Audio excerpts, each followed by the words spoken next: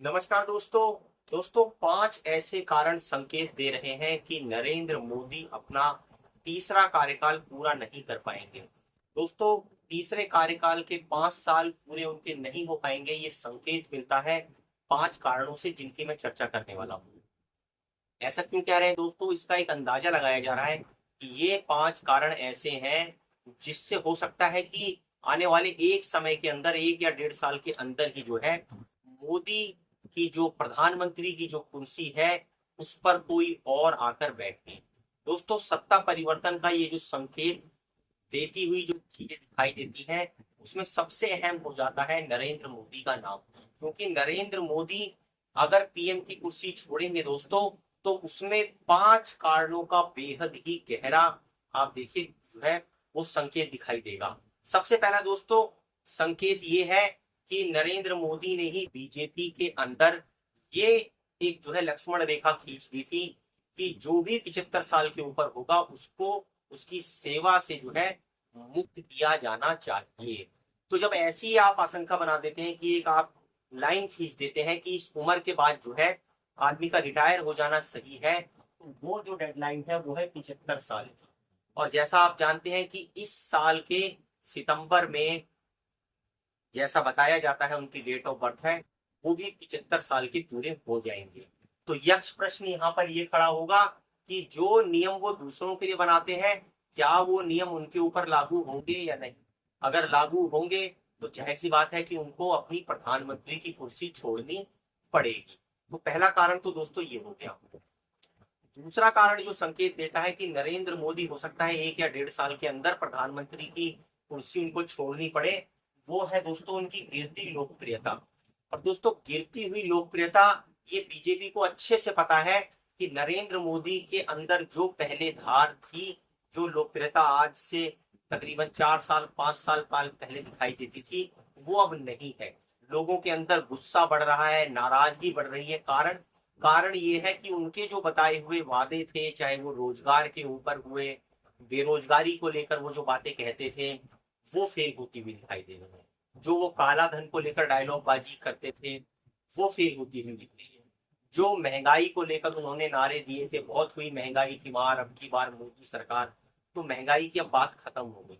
गिरते हुए रुपए की वैल्यू को लेकर जो उन्होंने लंबी चौड़ी बड़ी बड़ी बातें जो रची थी, कहने का मतलब यह, जो शब्दों का माया जाल उन्होंने रचा था, वो माया जाल अब टूटता हुआ दिखाई देता है।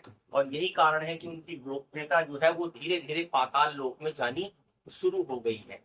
दोस्तों, तीसरा कारण जिससे ये दिखाई पड़ता है कि हो सकता है नरेंद्र मोदी 1 डेढ़ साल के अंदर ही अपनी कुर्सी, जो प्रधानमंत्री है, उसको छोड़ने के लिए मजबूर हो जाए, वो है दोस्तों नीतीश और नायडू की बैसाखी। अब दोस्तों, नायडू तो चुप्पी मारकर बैठे हुए हैं, समर्थन दे रखा है, लेकिन बिहार में होने वाला है चुनाव। और बिहार में किसकी जो किस्मत है वो दांव पर लगी हुई है नीतीश कुमार की। तो जब नीतीश कुमार की किस्मत दांव पे लगी हुई है, बिहार में रिजल्ट अगर ऊपर नीचे होगा दोस्तों, आप समझ सकते हैं उसका असर नीतीश पे होगा।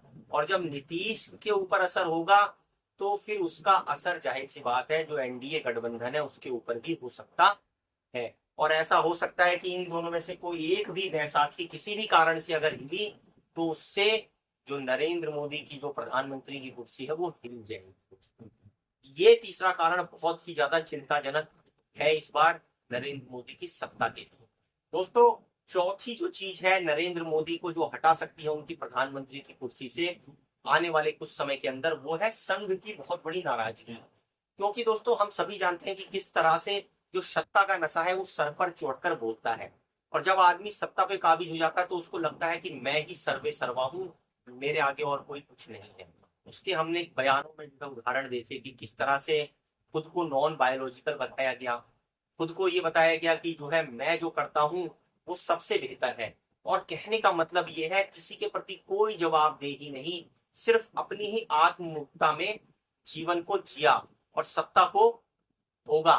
लेकिन दोस्तों, यहाँ अंदर खाने की बात ये है कि इन सब चीजों से कहीं ना कहीं संघ का जो एक बहुत बड़ा जो धड़ा है वो नाराज है।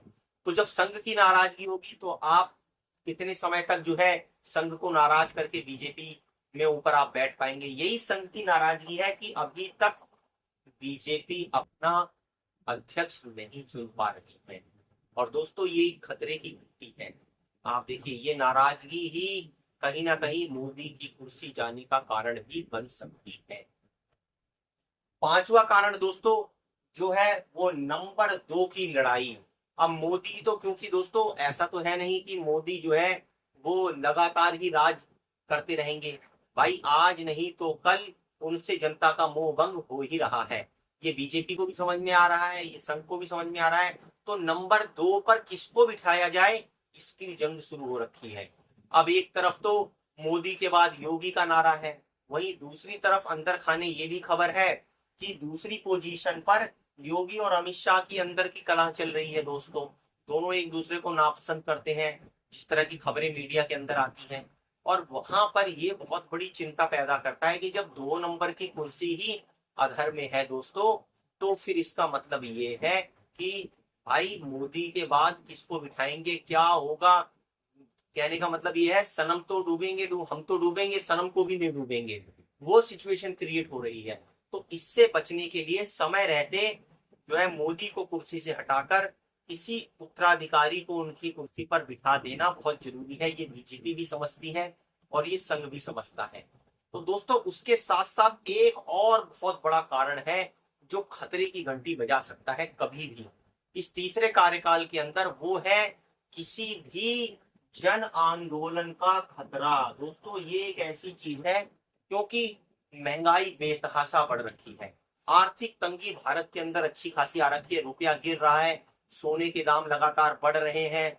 आप देखिए किस तरह से एक अधर में सबका भविष्य लटका हुआ है, चाहे वो गरीब हो चाहे वो मध्यम वर्ग हो। हर किसी को जो है अपने कल की चिंता है और उसका कल जो है वो एक क्वेश्चन मार्क में खड़ा हुआ है। ऐसी स्थिति में दोस्तों अगर किसी भी कदम पर कोई युवा वर्ग, कोई विद्यार्थी वर्ग या किसान वर्ग या व्यापारी वर्ग या कोई भी वर्ग किसी भी मुद्दे को लेकर, कारण को लेकर अगर जन आंदोलन पर उतर आया और उस तरह का जन आंदोलन हो गया जैसा 2014 में हुआ था, यकीन मानिए नरेंद्र मोदी को उसकी कुर्सी से ये घटना आकस्मिक रूप से उतार सकती है। तो इस जन आंदोलन के खतरे को देखकर भी हो सकता है बीजेपी या संघ किसी दूसरे को प्रधानमंत्री की कुर्सी पर बिठाए।